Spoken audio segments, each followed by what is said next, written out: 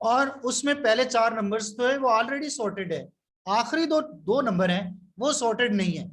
तो एल्गोरिदम को इस इनपुट को सॉर्ट करने में बहुत कम टाइम लगेगा, और दूसरे एल्गोरिदम को मैं टोटली अनसॉर्टेड इनपुट दे रहा हूं तो उसको सॉर्ट करने में उसका टाइम ज्यादा लगेगा।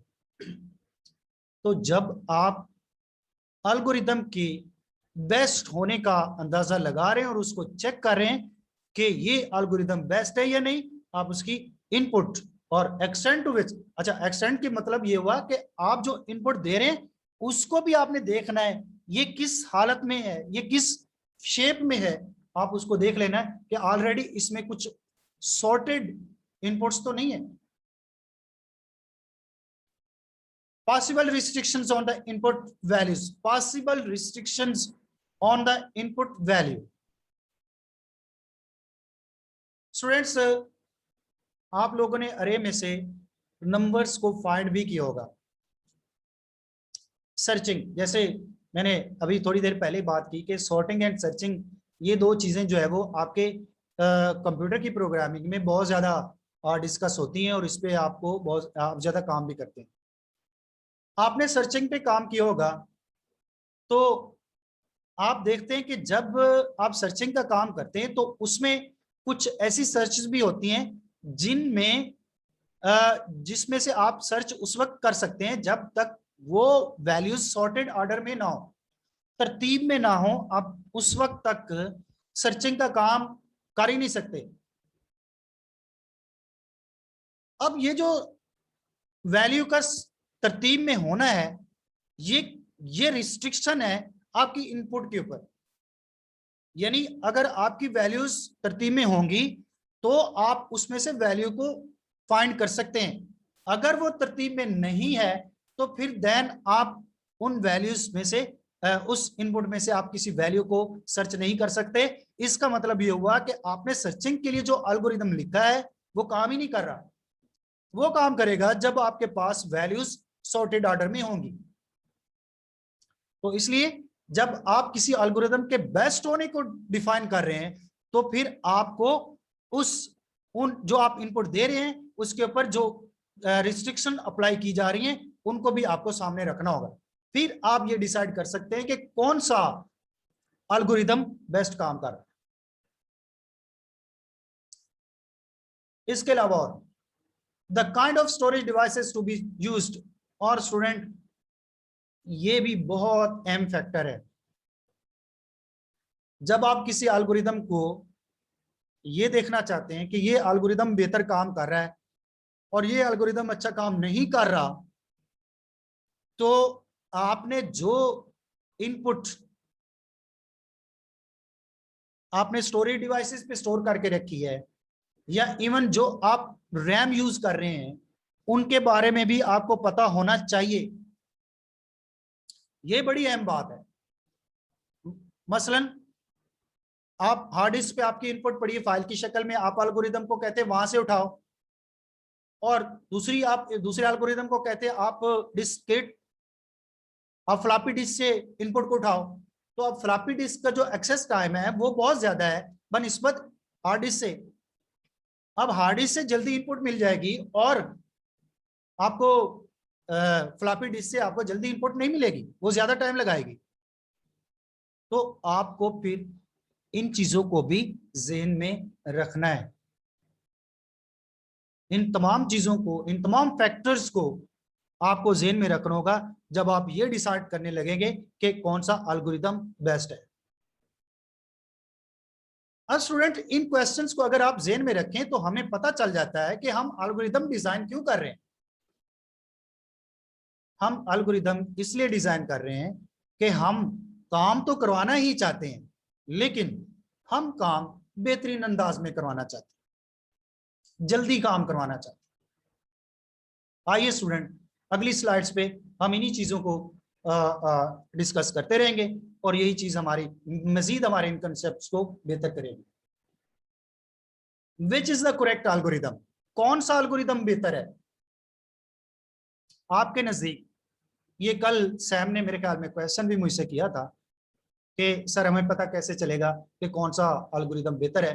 तो हम आहिस्ता आहिस्ता उसी तरफ जा रहे हैं, आप लोगों को आइडिया हो जाएगा कि कौन सा एल्गोरिदम बेहतर है। आइए जरा देखते हैं। An algorithm is said to be correct, आपका एल्गोरिदम वो सही होगा if for every input instance, कि कोई भी आप उसको इनपुट दे रहे हैं, it halts with the correct output, ये अपनी सही आउटपुट पे जाके रुक जाए। ऐसा एल्गोरिदम जिसको आप कोई भी इनपुट दें, वो उस पर प्रोसेस करे, उस पर प्रोसीजर अप्लाई करे, उस पर काम करे और सही आउटपुट पे जाके रुक जाए, वो आपका सही एल्गोरिदम है।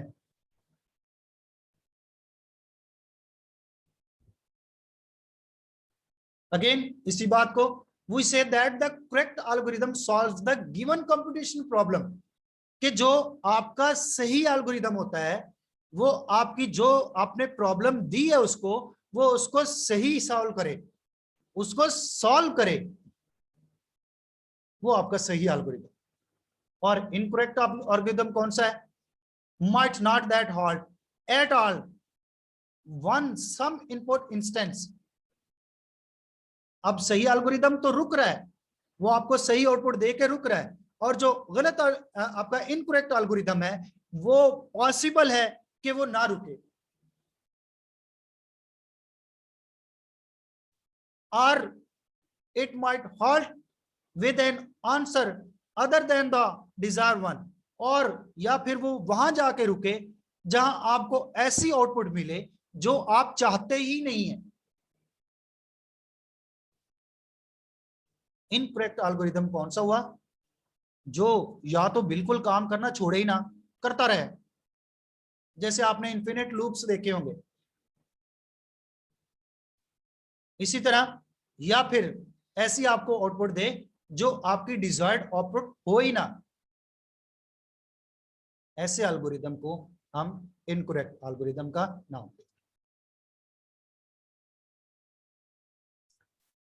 स्टूडेंट्स, ये वही बात है जो लास्ट लेक्चर में भी मैंने बात की थी कि हम एल्गोरिदम को किस तरीके से स्पेसिफाई कर सकते हैं। तो उसमें हमने देखा था कि हम इंग्लिश की स्टेटमेंट्स के जरिए से हम उसको स्पेसिफाई कर सकते हैं। उसके लिए हम सूडो कोड को भी मेंशन कर सकते हैं, सूडो कोड को यूज करते हुए भी हम अपने एल्गोरिदम को डिजाइन कर सकते हैं या उसको स्पेसिफाई कर सकते हैं। आप इसको सेम ऐसे भी स्पेसिफाई कर सकते हैं जैसे आप किसी कंप्यूटर प्रोग्राम को स्पेसिफाई करते हैं या आप किसी हार्डवेयर को भी स्पेसिफाई कर देते हैं।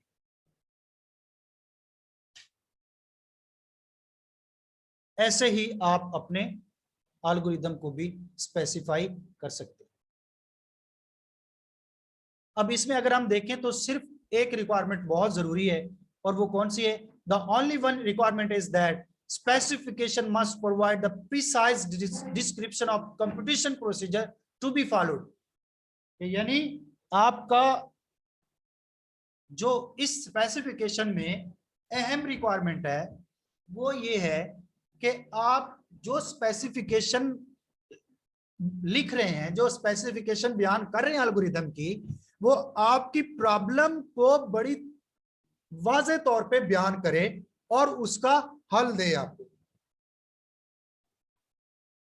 यानी आप स्पेसिफिकेशन में आप प्रॉब्लम के हल को मेंशन करेंगे और वो भी बड़े वाज़ेह और जामे उसकी तफसील के साथ आप उसको मेंशन करेंगे। तो ऐसी स्पेसिफिकेशन ही काबिल कबूल है, या आप ये कह सकते हैं कि जो वाज़ेह डिस्क्रिप्शन है आपकी कंप्यूटेशन प्रोसीजर की, वो आपकी स्पेसिफिकेशन में लाजमी होनी चाहिए।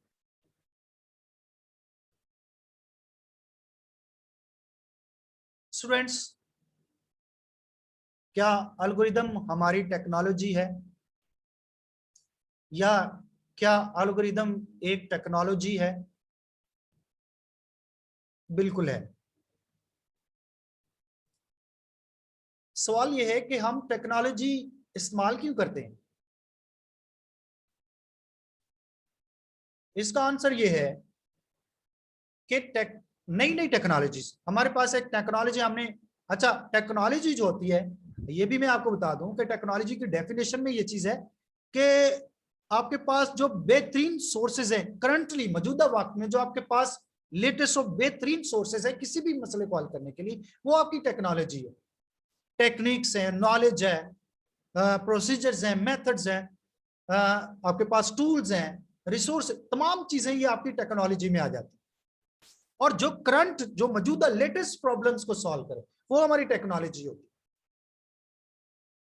तो क्या एल्गोरिदम भी टेक्नोलॉजी? अच्छा, और हम टेक्नोलॉजी को यूज, या फिर हम ये कह लें कि नई नई टेक्नोलॉजी की हमें क्या जरूरत पड़ती है, इसलिए कि प्रॉब्लम्स भी हमें आने वाले वक्त के साथ नई नई हमारे सामने आती रहती हैं, और उनको फिर हमें सॉल्व करने के लिए नई टेक्नोलॉजी की भी जरूरत पड़ती है।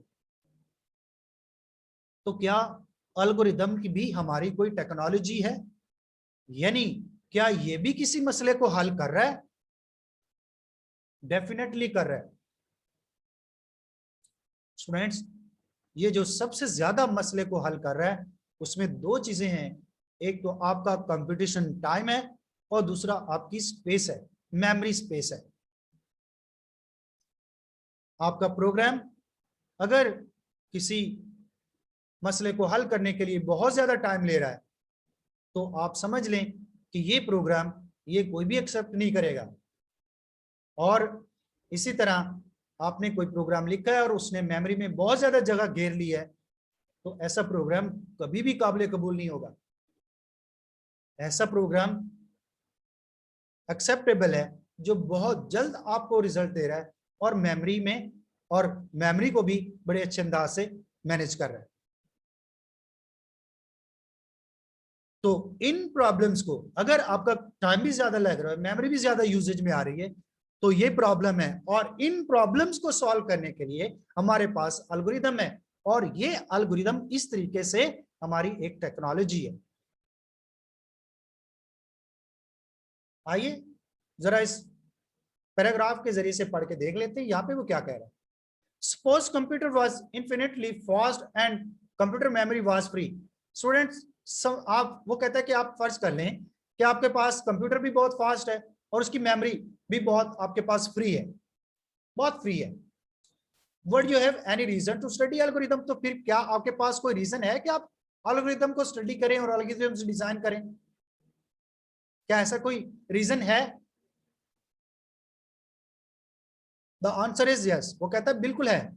If for no other reason than that you would still like to demonstrate that your solution method terminates and does so with the correct answer. अब यहां पे वो कह रहा है कि आप इस चीज को वाजे कर देंगे, जाहिर कर देंगे कि आपका जो सोल्यूशन है, या लव स्टूडेंट, सोल्यूशन इंपॉर्टेंट है। आपका जो सोल्यूशन है वो क्या आपको सही आंसर दे रहा है, और वो जो टर्मिनेट हो रहा है वो किस अंदाज में टर्मिनेट हो रहा है, ये चीज जाहिर करना, डिमॉन्स्ट्रेट, जाहिर करना, ये जरूरी है। सिनारियो को जरा समझे। उसने कहा है कि आपके पास एक ऐसा कंप्यूटर है जिसकी स्पीड भी बहुत ज्यादा है, यानी उसकी काम करने की रफ्तार भी बहुत ज्यादा है, और उसके पास मेमोरी भी बहुत ज्यादा है, फ्री है उसके पास मेमोरी। तो फिर क्या हमें एल्गोरिदम को पढ़ना चाहिए, स्टडी करना चाहिए उसको? वो कहता है यस। क्यों? क्योंकि हमें जाहिर करना है कि जब हमने इनपुट दी, एल्गोरिदम ने काम किया और हमें आउटपुट मिली, तो वो जो आउटपुट हमारे पास आई है, क्या वो आउटपुट करेक्ट है, सही है, जैसे हम चाहते हैं वैसे ही आउटपुट आई है, और जो हमारा एल्गोरिदम काम करने के बाद टर्मिनेट हुआ, क्या वो सही टर्मिनेट हुआ है, या वो टर्मिनेट हो ही नहीं रहा, या गलत अंदाज में टर्मिनेट हुआ है?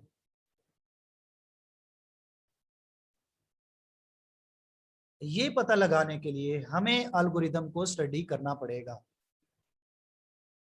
क्योंकि एल्गोरिदम ने काम करना है, उसने आपको आउटपुट देनी है, उसने टर्मिनेट होना है या नहीं होना, ये एल्गोरिदम का काम है, ये कंप्यूटर का काम नहीं है।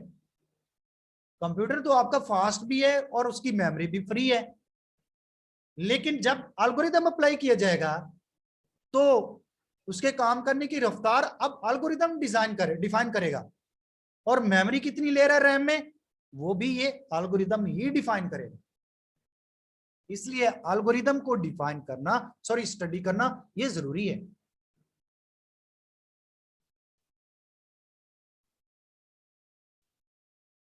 स्टूडेंट यहां से पढ़ लेते हैं, computing time is therefore a bounded resource.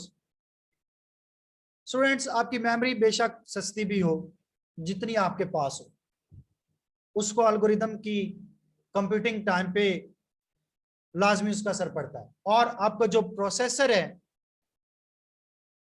या जो प्रोसेसर काम कर रहा है या जितना भी टाइम लगा रहा है, ये एक बाउंडेड रिसोर्स है, बाउंडेड रिसोर्स है।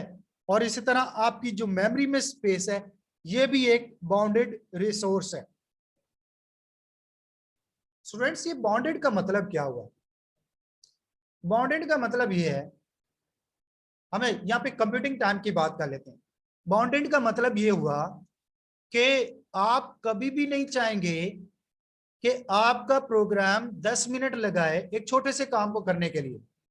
आप हमेशा चाहेंगे कि ये with in the fraction of second ये हमें सॉल्व करके दे, बहुत थोड़े टाइम में हमें प्रॉब्लम को सॉल्व करके दे, ये आप हमेशा चाहेंगे। इस तरह जो कंप्यूटिंग टाइम है ये एक बाउंडेड रिसोर्स है।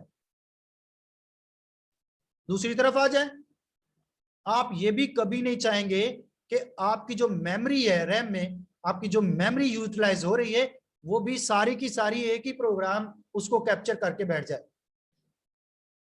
नहीं, आप ये हमेशा चाहते हैं कि आपकी मेमोरी फ्री रहे ताकि स्मूथली हमारे प्रोग्राम एग्जीक्यूट होते रहें।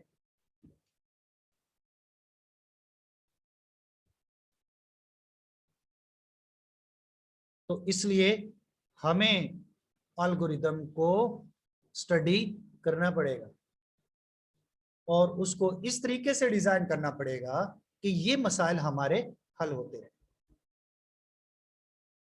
These resources should be used wisely। In resources को आपको बड़ी अकलमंदी से यूज करना पड़ेगा, बड़ी सोच समझ के आपको यूज करना पड़ेगा। And algorithm that are efficient term of time and space will help you to do this. और अगर आप अपनी मेमोरी और प्रोसेसिंग टाइम, कंप्यूटिंग टाइम को बेहतरीन अंदाज से इस्तेमाल करना चाहते हैं तो उसके लिए आपको वो एल्गोरिदम इस्तेमाल करने हैं जो कंप्यूटिंग टाइम और स्पेस को बेहतरीन अंदाज में यूटिलाइज करने में आपकी मदद करें। आपको वो एल्गोरिदम इस्तेमाल करने पड़ेंगे।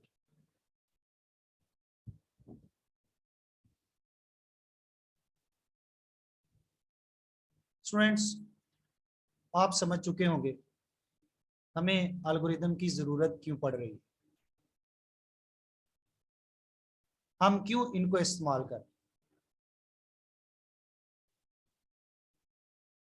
स्टूडेंट्स आपको मेरी आवाज आ रही है? जी सर आ रही है। Yes sir. Yes sir. ठीक हो गया। यहां तक कोई क्वेश्चन है तो आप प्लीज पूछ लें मुझसे।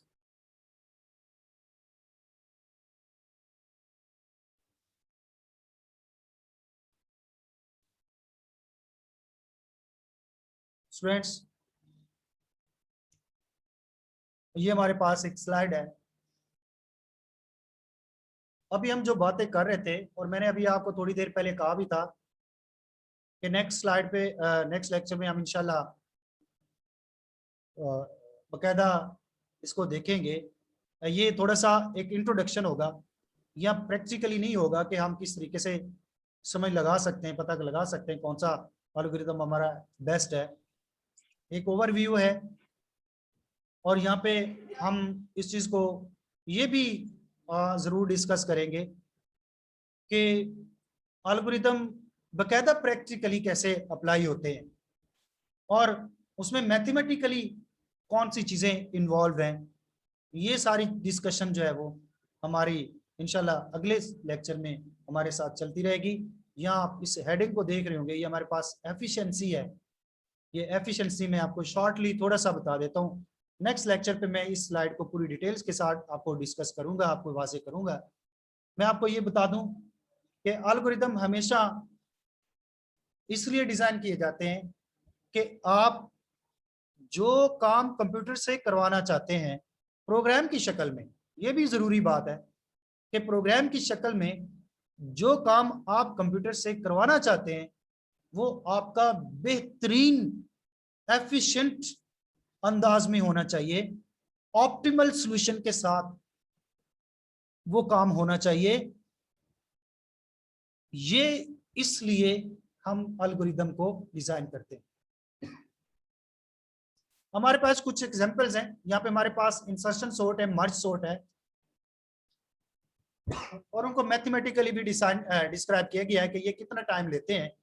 जैसे यहाँ पे मैं इसको पूरी डिटेल से तो कल डिफाइन करूंगा, थोड़ा सा व्यू दे देता हूँ। जैसे आप देख रहे हैं कि इंसर्शन सॉर्ट जो है ये आपका c(n)² टाइम ले रही है, और मर्ज सॉर्ट जो है वो आपके पास c2 n log n के टाइम ले रही है।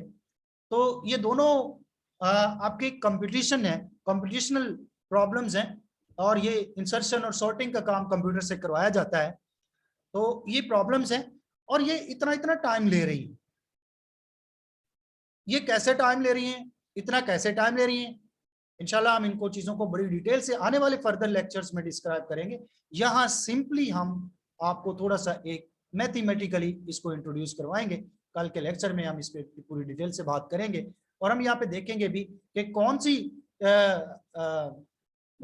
सॉर्ट जो है ज्यादा एफिशिएंट है और कौन सी सॉर्ट एफिशिएंट नहीं है, और उस पे जो पिछले हमने जितने भी फैक्टर्स को डिस्कस किया हम उनको भी यहाँ पे जरा देखेंगे। ये एक व्यू होगा, डिटेल नहीं होगी। इंशाल्लाह फर्दर लेक्चर्स में जैसे जैसे हम आगे जाते जाएंगे इनको पूरी डिटेल के साथ मेंशन करते रहेंगे। स्टूडेंट्स, आज के लिए इतना ही। आज के लेक्चर से रिलेटेड कोई क्वेश्चन हो तो कल पढ़ के आइएगा, आप मुझसे ज़रूर क्वेश्चन करें और लेक्चर्स को ज़रूर पढ़ें। यकीनन ये सब्जेक्ट पढ़ना पड़ेगा, आसान नहीं है। आप साथ साथ पढ़ते रहेंगे तो आपके लिए कोई प्रॉब्लम नहीं रहेगी। तब तक के लिए अल्लाह हाफ़िज़। आप प्लीज़